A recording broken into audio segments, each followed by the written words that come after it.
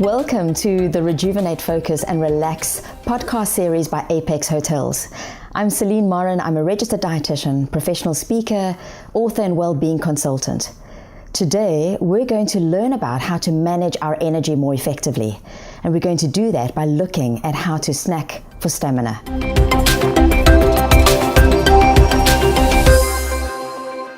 So, what's quite important is that I was French before I was a registered dietitian, which means that I was brought up in the context of the way the French approach food.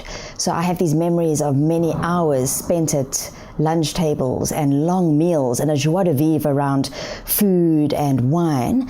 But I also appreciate, as a working, traveling professional, that I can't drink as much wine and eat as much creme brulee as I'd like to and still manage my energy and my well-being and resilience. So what do? Well, there are some what I call food guidelines that I put together in my second book, which I co-authored with Joni Petty, a behavioral strategist. And those are, firstly, not to undereat. I think a lot of us, when we're traveling and on the go, it's so easy to skip meals and then end up just feeling what I call hangry, which is a combination of hungry and angry and irritable, and then grabbing something on the run, which inevitably is probably high in sugar, not that good for you. And then to also not overeat.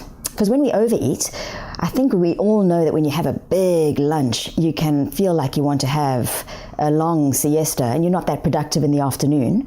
So managing how much you eat also has a direct impact on your energy levels. And then long term, if you're constantly overeating, we know that that can drive weight gain and potentially not be good for your health.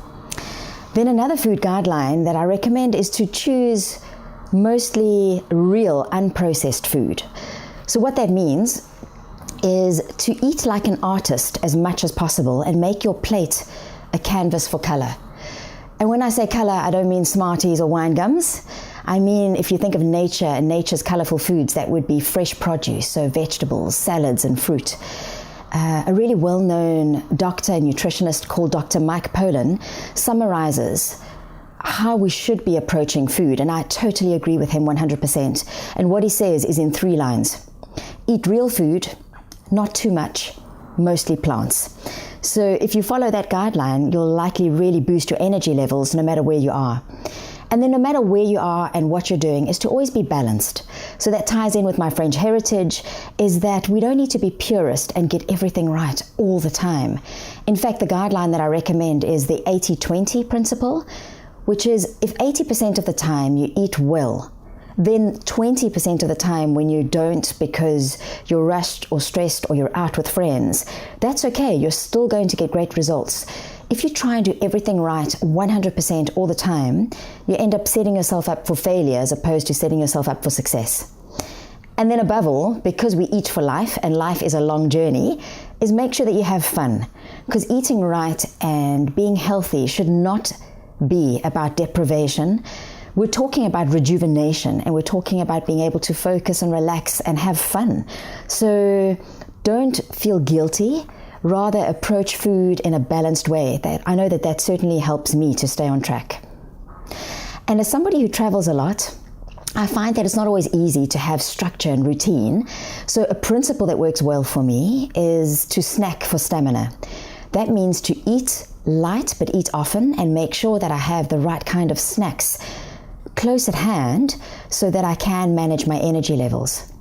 And these are, well, one of the most important questions that I always ask my clients or my audiences when I work with them is this one. So I'm going to ask you, do you have a refueling strategy that helps to sustain your energy levels throughout the day?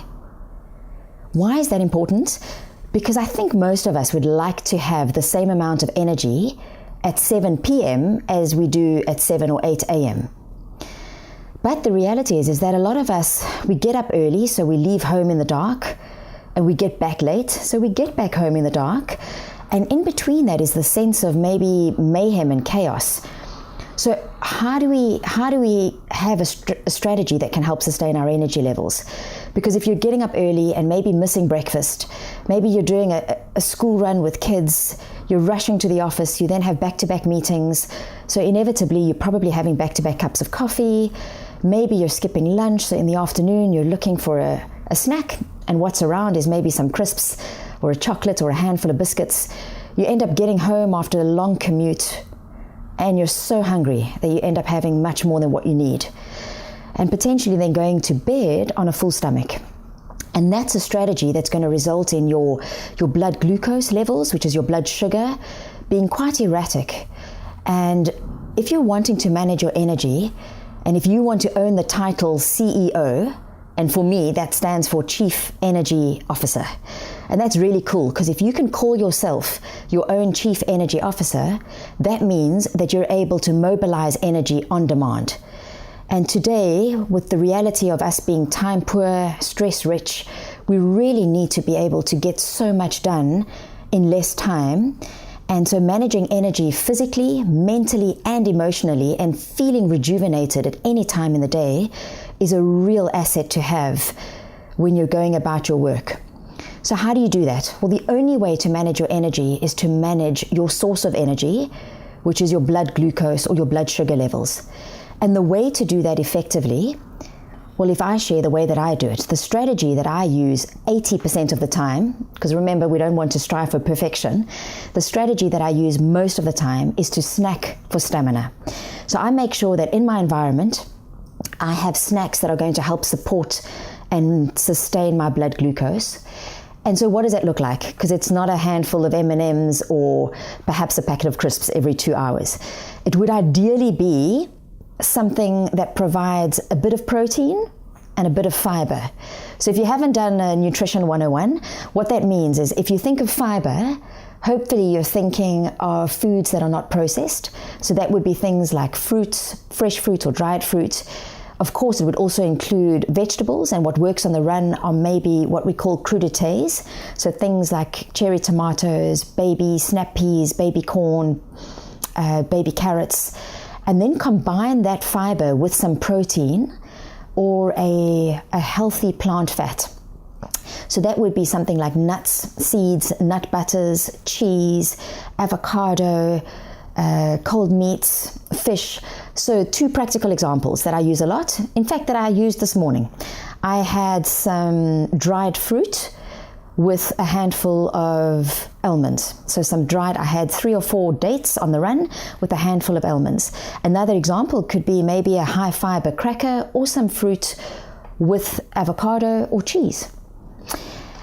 If you want to make sure that your snacks are smart, it helps to look at the acronym SMART. So S-M-A-R-T.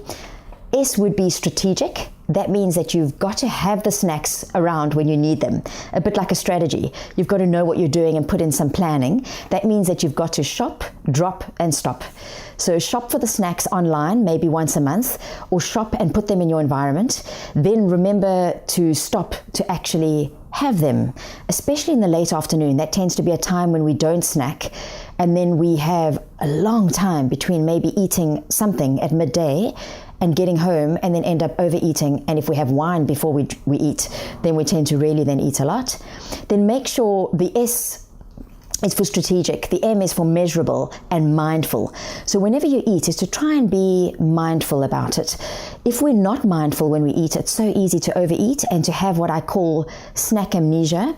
So we're answering emails, we're taking a call, we're maybe running, or we're sitting on a train, grabbing a snack, and we actually don't register that we eat, so then we end up eating more. The A is for assorted. So always think of a variety. So don't stick to the same fruit or the same types of nuts. Try and include a lot of variety. The R in SMART is for real food. So rather think real, fresh, raw foods rather than pre-packaged. And if you're reading a label, labels are a great place to learn a lot about food. Always check out the list of ingredients. And if there are more than 3 or 4 ingredients, then that food item is probably quite processed. It's a good idea to also try and look out for sugar when you're trying to make healthier choices, and avoid products that have too much sugar. And then the T is to make sure that your snacks are timed. So think about when you're having them. I choose to snack every 2 or 3 hours. And I mentioned earlier that having a snack in the late afternoon is a good way to help you not get home feeling so famished that you end up overeating at the wrong time of the day. So I hope that these tips in this podcast can help you to make better choices around how you manage your energy levels by using snacks that can help you stay energized. If you enjoyed this content and if you found it useful, please rate and review the podcast. Tell us how we're doing. And feel free to share this with friends that are also on the run and with colleagues and family. And I would love to hear from you. So if you have any questions, you can find me on Twitter using @Celine, that's spelled CELYNN, or you can find me on Instagram under @ResilientEnergy. And then, of course, you can get more information about these podcasts from Apex Hotels. In the next episode, we'll be taking a look at how you can use motion and movement to change your emotion. So please join us there.